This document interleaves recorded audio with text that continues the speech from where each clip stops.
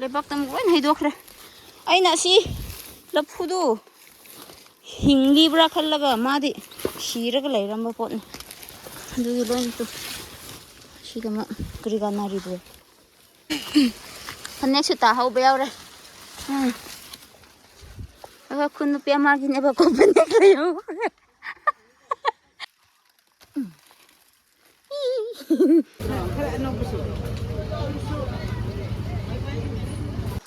Hi ma'am. Ma'am sida muk ai usina he ko chale ba ko du keno tawba kya muk su dum ayuk nganta ne ba ko habdi keno tawba chak thong ngai mi leibagi ima gi bani dum chatlu se habagi ne ba ko je horan chak amu saru raga mu afternoon hek pudu chak ne ba ko dum kya muk su dum hek pra nak pagi dum chat ne ba ko du utlaki ba ko habdi ai se na bu su hogat pa kuidri ba ko kuiba kuida ba ding si adum chat pa ngam bagi chakre ba krikra sa krikra chaba yadri ba ko dugi ne bai mukbang krikra budi tawrakhi roi ba ko dugi hapta ani khajik phadri hapta ni pharaga dum chaba hawro hai bine ba ko adu khra kuira roi nomit ani ahum gumba khra hellaga hawrani ba ko mukbang krikra so adu hojite dum aina khra khra sangam bagi uchina krikra hekudu adu mu ulake ba ko du gumba yon ba krikra so dum mathang adum haklake ba ko adu di hekpa utlage si kok ki di keno tawbagi ne ba ko mayam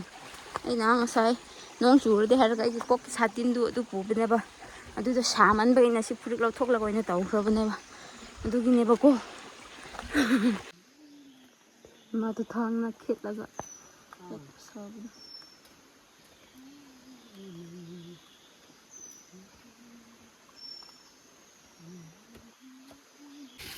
si de moi udra ba man mi ching da ba lai ba ko sina se mi ching la di ong pan tan ba ne uk ba kha kri ka ko no mayam na usina du u kri da pan bra hera de asi u du khoi su jungle da kri kra u ha bi di nai dre ba ko moi na dum tek khra ga kui khra ba asi mai na kra sira kui khra ba tek padu adu gumba u da ong pan pan bane ba ko usina de u bu smai na moi ta matam kra sira ush pajai he si de kaino do hek tek pa kuidri ba de pan de ba ko du khra smai na u chana kui khra ba u ko but khra ba smai na pet pet law khra ba sing da pan ne ba u ama khak ta na te ba ko si u da na tra di pan de ha bi di leite ba ko sima de mi hema ahan or su u ga bda ai khra ba man isai ga sek laga monda yam nungai bne ma ha su ima gi nungai ba du ya ho raga adum nok laga ngak lei bne ba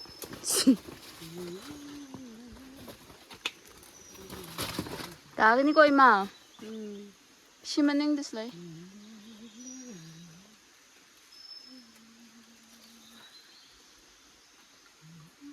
horan chak char wa so tai ma pham da chakne ba ko du sut kani ba adu sidi ayuk adum ina na pi chak thong ma mi lai ri kan da dum ayuk su free da lai bu tan ba adu kaino taw bne ba ma oi su dum ko di angang su yam bani na chat ta bu su yadre ba ko abdi taret se ma hoina thabak taw da bi da thak pa se khra wa khre ba mo su du ke khoi su dum yum kri kra lai ba kan da free lai bu du khoi su nung si ba ko du na du yaw ho khra ne ba su mushroom kri kra ok man ba mushroom kri kra yam lai ba ko ok pam ba mi yam chaning ne ba adu mushroom bu de ok chadra su chai ba ko yam hau ba yam thar ga lai bu du ko adu ko yam lai rakhra ne ba adu ai mushroom poche kri kra yam lai ba kan do na yon ba lak ke ba ko khra thapa lam da de khajik tang pu bu du ren tu aina hujik organ part of have do si lai re so tu as akhoi organ part of ko we ba ko ma si se adu bu organ part of have se maring emai tai da hari di ok ki mushroom have ne ba Pardau haibdi eikhoida mushroom. To. Asidi kaino tawbine. Chumbadi ngaubane. Aduba si mubus lai haibdi kri kraradi. Ugi magi pok naba uduna puye ba udu muradi muba. Udu kra krasira. Magi udu laikre ba ko. To. Itha thabane ba. To. Putuk laura ka ko. Chabadu jot ising thok lai am hawbane. Leiruba ko sina okan pardau. Asi thibagi nungai badu mina nisha chabadu chopagi type ta ina si hekpa nisha gi type ta nungai thokpa naina haibadi am nungai bako hekpadu sigumba chatpa lam jungle koira ka chatpa sai di am pamche bako duki lim chatpa na naru bagi hapta ni chatta bagi ai tumpham da gyan man tadrabani edum bari saraga hekke bako me wada nangai gidamak do pangan di kri su thoktri bana ise morok su chadra bagi ko pangan idi morok na pi bane ai gi pangan di do morok su chadri ai dal champhut ka nga akang bangak tane nuga simuk pot chai thi ba chat tumya ha kagi lambi sa Asyam lang daw to makado. Asine ma'am. Jingme hoi punsi sa. Uchina hek phom lambi de ngo.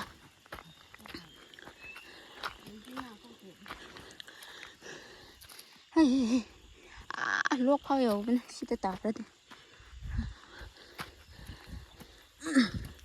Aina si ut pasikri gra ra de. Eikhoina uchina hek pada si hena sathi ba lambi su thengna da bana te bako.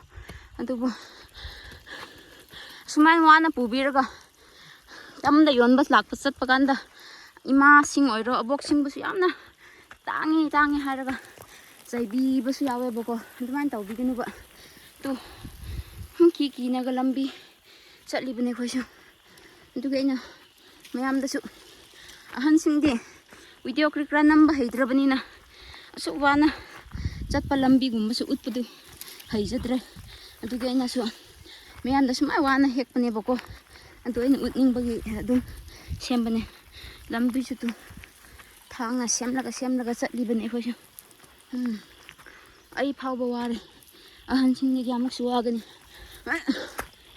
tu asu yore bako mata ulak ai mayam sida muksu chatle bako jiki afternoon gi keno sak chaba loiraga ko lam thape hek pa hojigana humang hokre tu lambi hokre bako du mafam kri kra du ko do I hek pa hebde thanda dum namlaga muksu hek lagi bako didi kyamuk leibra gumbu tu ulak lagi bako du yenglase tu iche du iche yam haibudi sang masai na organ part of haibdu ko sina apak pa mai haibdu tu u na ngawre du maning su ngawben tere ngai kyo lâu hơn amani ai gi sara sira asma organ part of ngak ne yengo organ part yam kre bi se ima se utpi ga ra lap mang ba hadi hana su khong yam thu ba ima ne ba ko check gum mayam leiruba ma ki su yam jaw re uitri ai su yam dre tu ku chau du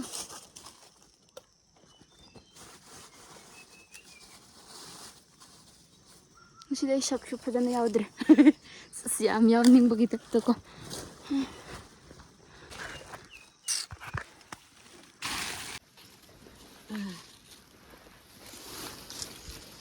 aise wang na semlam da bapik na semba se chingda sum pangcha chat pa ya na ngai gi sembi khroba male so na su sigum to sida lit pa se mi ma achaw boy ri lit pa sungam le ba ko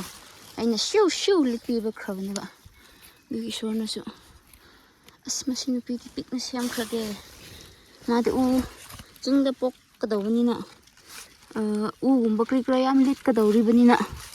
haina na naibu macha oina sembi khroba mal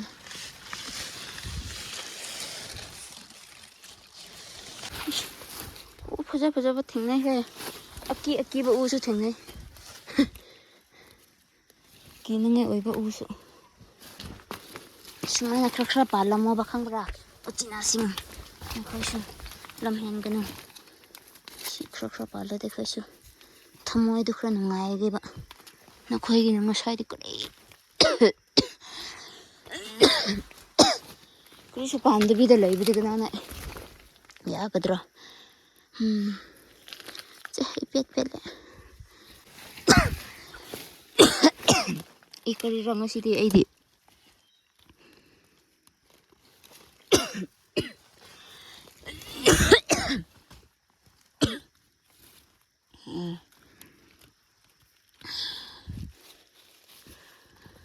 또 맘 시드 기해해 에이 파오 후스 시디 어깨 캡 소르가 말래 짜오짜오고 막 스킨도 타라가 또 시디 부재해 나 공수 말라가 난 행님과 쩌닝해 하이베 하면 하이베 거 이건다도 쩌체바 아둠 하여 이건다수고 부비게 부부디 너코이네 좀 행님과도 핵라가 부크로버고 하이베디 아두나 싸나 락라다 이나서 부비르가 핵바 부비베 야이나고 누군바디 더세바 누군나 쩌닝해 삐어 하이 에이 너코이부 콩수 콩게도 그러마이나 삐그니고 아두 그러수 루베와 칼네바 싸다시 함래 이도 어 thắc hệ tiệc car băng trong hư cái gắng thôi ha câu về cá đi cá răng này tu mẹ mày thì tu rồi lối nè hay đốt ra thắp bốc tu câu về ta hô ô xí đi bà ấy chứ lepak tam ko hay dok ra ay na si laphudu hingi bra khallaga madi shiraga leiram ba pot du loin tu sidama kriga nari do tandega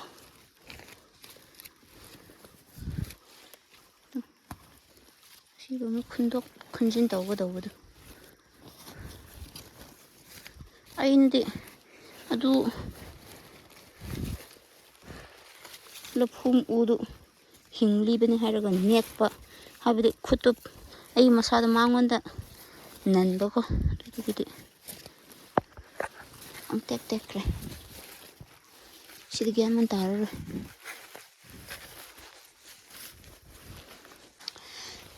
아기 강아우서 그리다 오라그라 후방악 레이래 tuh tuh gue dorong nasi di kering ngira itu ang tuh pak nan begitu ha mayam menung kiri kira asuk ngau sha ima mathak tu siam lagi oh my gosh over do igi nataba asida kerang asida nungai giro itu bami di tapong panda leiruba uchina sumya na yada has ai de mak khrone me am tu asida hawraga ko tu ubra tu leibak phokna pan kre thengna chei ma nang ai bunam dio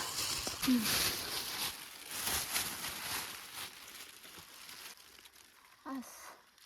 sidi mai tai he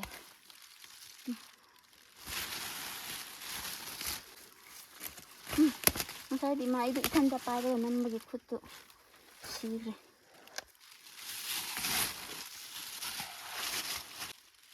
Ish, ush.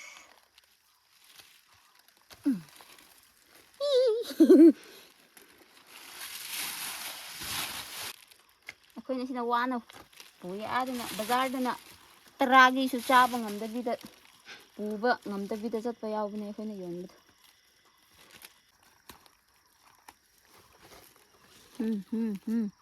ꯑꯁꯤ ꯃꯍꯤꯗꯨ ꯊꯛꯂꯗꯤ ꯁꯥꯒꯨꯝꯕꯗꯤ ꯀꯥꯎꯒꯅꯤ ꯅꯈꯣꯏ ꯐꯖꯃꯜꯂꯦꯗ ꯅꯈꯣꯏꯁꯨ ꯁꯤꯗꯤ ꯎꯆꯦꯛ ꯈꯣꯡꯕꯗꯣ ꯅꯨꯡꯁꯤꯕꯗꯣ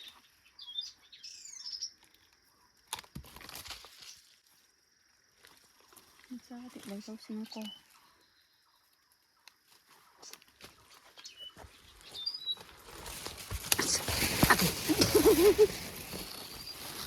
Kan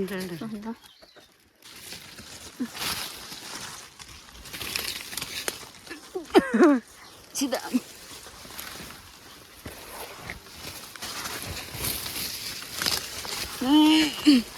Phane su ta hau beo re Aka khun nu pe ma gi ne ba ko phane le yo na na ba phane to si ram ga ni ba to moi lam chat pa gi ko kaino to bu gi ne ba ja ja ni koi koi ni mi do ai ti koi khang rao hap la ga moi khang be kar ma yo khal la ga no ni ngai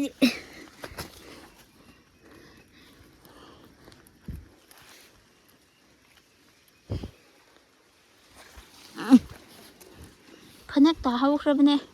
na khoi du lam chatladi se goi ti thapani na chatlaga du ngasi chatladi phanek ta hauradi khulo he haiba adina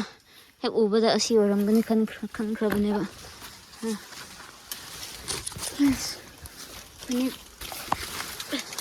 phanek ta na po chai thibudi nga kemuk sunung sibra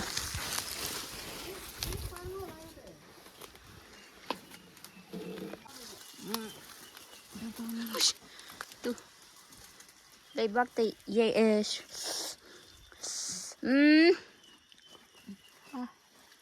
sống ở đó sang sang sống thật rồi sống nó không khô này của tôi rồi bora tak si sam bora na tray ma isi di lebak tak tu ish nang me isi nang maning gitu hek bro kok tak si tingkang tu itu kok manung jang ladi kok gumbasu jahi amadi asidune ba kok ta khangdabida yai sujin khradi samangau ba kabdu sini yam danger ne ba singde le sabi oigra han oigra angang oigra masina bu su khaba kok ta du ma masam adum mafrok ngawrani tu siguma se danger ne phadani yenglaga chatlo ba ko sing chatla su ai budi ꯑꯩꯈꯣꯏ ꯕꯨꯗꯤ ꯁꯛ ꯈꯪꯕꯅꯤꯅ ꯑꯩꯒꯤ ꯐꯖꯈ꯭ꯔꯕ ꯁꯤꯅ tiffin ꯃꯐꯝꯗꯨ ꯄꯨꯔꯥ green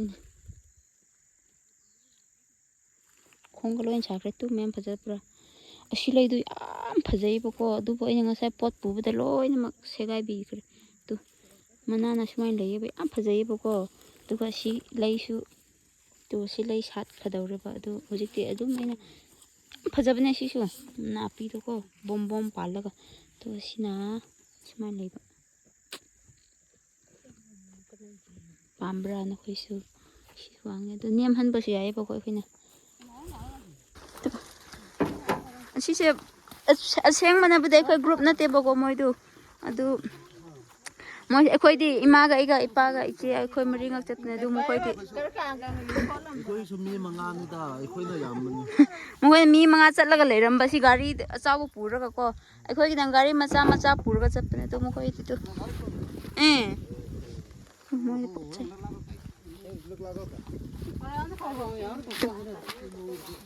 ꯃꯣꯏ ꯄꯣꯠꯆꯩ ꯄꯣꯠ ꯏꯔꯣꯟꯅꯉꯥꯏꯅꯦ ꯍꯥꯎꯕꯅꯦ ꯌꯥꯝꯅ ꯇꯨ ꯑꯩꯈꯣꯏ ꯈꯨꯟꯗ ꯑꯩꯈꯣꯏ ꯄꯤꯄꯤꯅꯦꯕꯀꯣ ꯑꯩꯈꯣꯏ ꯈꯨꯟꯗ ꯐꯥꯝ ꯆꯥꯎꯅ ꯎꯕꯁꯦ ꯑꯩꯈꯣꯏ ꯈꯨꯟꯗ ꯑꯩꯒꯤ ꯅꯨꯄꯤꯅꯦꯕ ꯄꯋꯥꯅ ꯅꯥꯄꯤ ꯑꯍꯥꯎꯕ ꯐꯪꯕꯗꯣ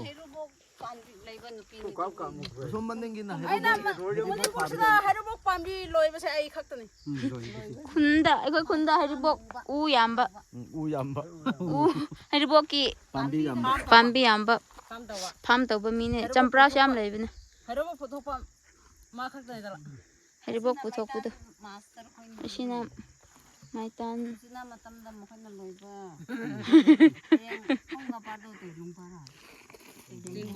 ꯆꯦꯡꯒꯨꯝ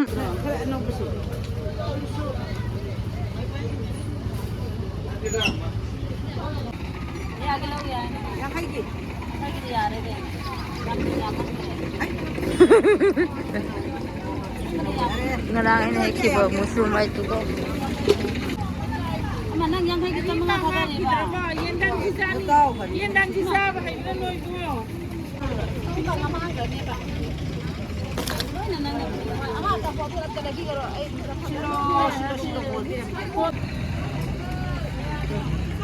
ngorang tu yang ngau bene tu musik adum kaino tawbagine ba peolo alum no on lage ba ada gari leiba thara ka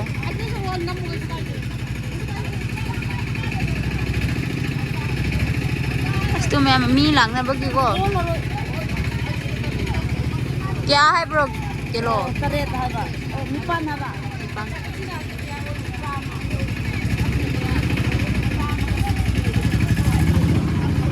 ama lai de ko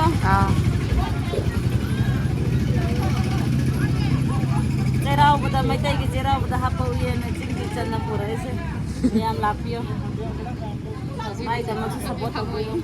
rang he khiba sing dine boko si jerau bada nangdre kom si di yam thien na oh ado hoji jerau ning la jerau ri hanna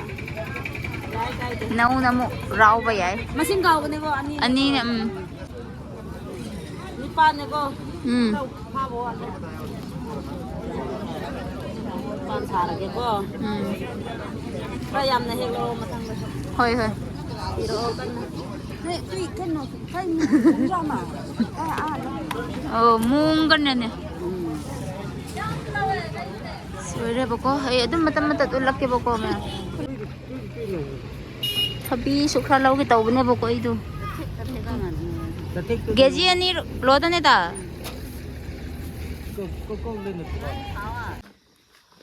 ramai se musi pot yon bal chatlaga mu huji theng khre boko adum yum chat pakri kra tawba ka mamjin khre ba adugi ai du kina taw khre ba ngasai nambadu aduga ina angang macha ma ina namhan bune boko ina ai ki mi namna ngai mi lai tabagi ngasai yon pakri kra gi du aduga namdabi da dum kresra asmain tawraga so namdabi da ko lai khrabagi tangkhai su yaudраga lai khraba du gen dum khra aina nam hoba sing dum utpi boire bako haibde lising ai dum ngasai yon bu lising ahum ga chama sitle bako sinaga